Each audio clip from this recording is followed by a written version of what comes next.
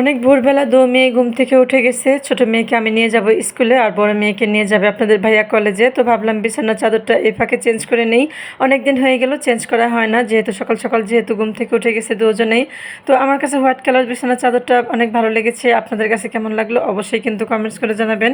আর প্রথম যেটা দেখেছিলেন বিছানার চাদরটা হোয়াইট কালার, যেটা চেঞ্জ করলাম সেটা কিন্তু আপনাদের ভাইয়াই পছন্দ করে কিনে নিয়েছে। আমার কাছে এটা আমি পছন্দ করে দোকান থেকে কিনে নিয়েছি। আমি কখনোই অনলাইন থেকে বিছানার চাদর কিনি না, যতবারই অনলাইন থেকে কিনেছি ততবারই আমি ঠকেছি। আপনাদের কাছে এটা কেমন লাগলো অবশ্যই কিন্তু কমেন্টস করে জানাবেন। তো ছোটো মেয়েকে নিয়ে আমি স্কুলে যাচ্ছি, আর বড় মেয়ে রেডি হচ্ছে। আপনাদের ভাইয়া নিয়ে যাবে। বড় মেয়ের কলেজ 8টার থেকে, আর ছোটো মেয়ের স্কুল 7টা থেকে। এই জন্য ছোটো মেয়েকে একটু তাড়াতাড়ি নিয়ে যেতে হয়। তো যাই হোক, সকালবেলা আজকে কি কাজ করলাম সেগুলোই আমি আপনাদের মাঝে আজকে শেয়ার করব। আর অনেক ভোরবেলা যেতে হয় স্কুলে, আর দেখেন রাস্তাটা একদম নিরিবিলি, কোনো মানুষজন নেই, অনেক কম মানুষজন, খুবই ঠান্ডা ঠান্ডা পরিবেশ, ভালো লাগতেছিল।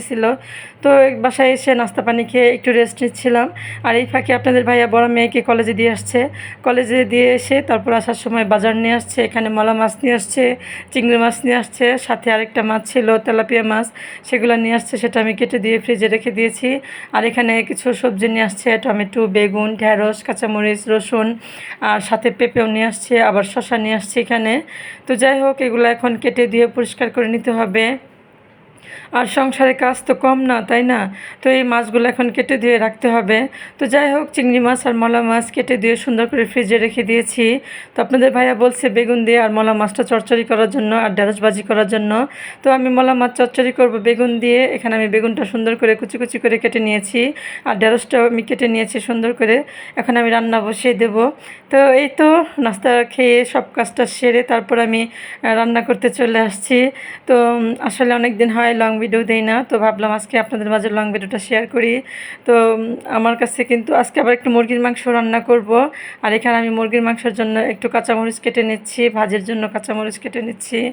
আর এখানে আমি মুরগির মাংসটা রান্না করে নেব। আর তারপর আমি হাতে মাখিয়ে আজকে আমি গুঁড়া মাছটা রান্না করব। আর এখানে আপনাদের ভাইয়া মুরগি নিয়ে আসার সময় গরম মশলা নিয়ে আসছে, সাথে আবার পেয়ারাও নিয়ে আসছে। আর পেয়ারাগুলো অনেক মজা ছিল, মিষ্টি ছিল। আর এখানে আমি গরম মশলাগুলো গুছিয়ে রাখতেছি। আপনাদের ভাইয়াকে বলছিলাম গরম মশলা নিয়ে আসার জন্য, অল্প করে নিয়ে আসার জন্য। এখন বৃষ্টির দিন তো গরম মশলাগুলো না একটু সাদা সাদা ফাঁকুন ধরে যায়, নষ্ট হয়ে যাওয়ার মতন। তাই ভাবছি যে যখন যেগুলো প্রয়োজন হবে অল্প করে নিয়ে আসবেন, বেশি থাকলে নষ্ট হয়ে যায়। আর এখানে আদা নিয়ে আসছে, আদা শেষ হয়ে গেছে, আদা ব্লেন্ড করে নেব। তা আমি চামচ দিয়ে এখানে ছিলে নিচ্ছি। বটি দিয়ে ছিলে হয় কি অনেক নষ্ট হয়ে যায়, পচে হয়ে যায়। চামচ দিয়ে ছিলতে আমার কাছে আদাটা অনেক ভালো লাগে, তাড়াতাড়ি হয়ে যায়। তো যাই হোক, এখানে আমি আদা ছিলে তারপর আমি ব্লেন্ড করে নেব। আর কাজের ফাঁকে ফাঁকে আমি ঘরের কাজগুলো কমপ্লিট করে নিচ্ছি। আবার ছোটো মেয়েকে স্কুলে আনতে যাব।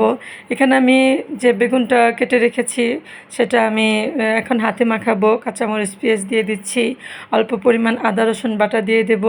আর চুলায় তো মুরগির মাংস হচ্ছে, আসলে মুরগির মাংসটা সম্পূর্ণ রান্নাটা দেখাতে পারিনি অন্য ব্যস্ততার কারণে। তো আমি এখানে বেগুন তরকারিটা এখন হাতে মাখিয়ে নেব। পরিমাণ মতন হলুদের গুঁড়া, মরিচের গুঁড়া দিয়ে নিচ্ছি, অল্প একটু আদা রসুন বাটা দিয়ে নিয়েছি, কাঁচামরিচ পেঁয়াজ দিয়ে নিয়েছি, এখন একটু জিরার গুঁড়া, একটু ধনিয়ার গুঁড়া দিয়ে নিচ্ছি। তারপর আমি এখন পরিমাণ মতন একটু তেল দিয়ে, লবণ দিয়ে তারপর সুন্দর করে হাতে মাখিয়ে নেব। তো আপনারা কে কে আমার মতন এভাবে হাতে মাখিয়ে গুঁড়া মাছ চচ্চড়ি রান্না করেন অবশ্যই কিন্তু কমেন্টস করে জানাবেন। তো আমি যখন ছোট ছিলাম আমার মা ক্ষেত থেকে বেগুন তুলে এনে ছোট মাছ দিয়ে এভাবে হাতে মাখিয়ে ছোট মাছ চচ্চড়ি করতো, খেতে খুবই ভালো লাগতো। আমার সেই ছোটোবেলা যে মায়ের রান্না করতো এভাবে আমার মনে ছিল, যে ভাবলাম যে মাঝে মাঝেই ভাবি যে মায়ের মতন করে রান্না করি, খেতে ভালো লাগবে। তো এমন অনেক রান্নাই আছে যেগুলো আমি রান্না করতে পারি না। যখন মনে করি যে মা ছোটোবেলা এভাবে রান্না করতো, সেভাবে আমি মার কথা মনে করে করে রান্না করি। আর মাঝে মাঝে আমি মাকে ফোন করি যে মা আমি এই তরকারিটা রান্না করব, কীভাবে রান্না করব, এই মাছ দিয়ে একটু বলে দাও। পরে মা সুন্দর করে বলে দেয়, আমি ওইভাবেই রান্না করি। তো যাই হোক, এখানে আমি মাখানোটা হয়ে গেছে সব কিছু। তারপর আমি গুঁড়া মাছটা দিয়ে নিয়েছি, আর অল্প একটু পানি দিয়ে নিয়েছি যাতে সব কিছু সিদ্ধ হয় পারফেক্ট মতন। আমি এই মাছ রান্নাটা একদম পানি শুকিয়ে ফেলবো, এখন একটু পানি ছেড়ে দিয়েছি। হয়েছে, যেহেতু আমি অল্প করে পানিটা দিয়েছিলাম, তো পানির পরিমাণটা একটু বেশি দেখা যাচ্ছে। সমস্যা নেই, একটু পরে পানিটা শুকিয়ে যাবে, বেশিক্ষণ লাগবে না পানিটা শুকাতে। তো এইদিকে আমার ঢেঁড়স ভাজিটা হয়ে গেছে। ঢেঁড়স ভাজিটা দেখতে কিন্তু অনেক লোভনীয় লাগছে, তাই না? একদম সবুজ সবুজ পারফেক্ট, খেতে অনেক মজা লাগবে। তো যাই হোক, ঢেঁড়স ভাজিটা আমি নামিয়ে নিয়েছি। পাশের চুলায় মুরগিও রান্নাটাও হয়ে গেছে। তারপর ছোটো মাছের তরকারিটাও রান্না হয়ে গেছে। এই তো ছোটো মাছের পানি একদমই শুকিয়ে গেছে, একটুও পানি নাই এখানে। একদম চটচড়ি করে ফেলছি। এভাবে খেতে কিন্তু গরম ভাত দিয়ে অনেক ভালো লাগে। তো আপনারা কীভাবে রান্না করেন অবশ্যই কিন্তু জানাবেন। আর এখানে মুরগির মাংসটাও রান্না হয়ে গেছে। এখন আমি অল্প করে গরম মশলার গুঁড়া দিয়ে দিচ্ছি, আর অল্প একটু জিরার গুঁড়া দিয়ে দিচ্ছি সুন্দর একটা স্মেল আসার জন্য। তো আমার মাকে দেখতাম যে ছোটোবেলা যখনই গরুর মাংস বা মুরগি মাংস রান্না করতো, তখন একটু গরম মশলার গুঁড়া আর জিরার গুঁড়া দিয়ে নিত, স্মেলটা অনেক সুন্দর আসতো। তো আমিও সেটাই করি সবসময়ই। গরুর মাংস রান্না করার সময়, যে কোনো মাংস রান্না করার সময় একটু গরম মশলার গুঁড়া দিই আর একটু জিরার গুঁড়া দিই, খেতে যেমন একটা সুন্দর স্মেল আসে। তো যাই হোক, ভিডিওটা আর বড় করব না, আজকের মতো ভিডিওটা এই পর্যন্তই। তো আমার ভিডিওটা কেমন লাগলো অবশ্যই কিন্তু কমেন্টস করে জানাবেন, আর সেভ করতে ভুলবেন না, শেয়ার করতে ভুলবেন না। তো সবাই ভালো থাকবেন, নিরাপদে থাকবেন, সুস্থ থাকবেন, আর আমার জন্য দোয়া করবেন আমি যেন আরও সুন্দর সুন্দর ভিডিও আনতে পারি। আজকের মতো এই পর্যন্ত, আল্লাহ হাফেজ।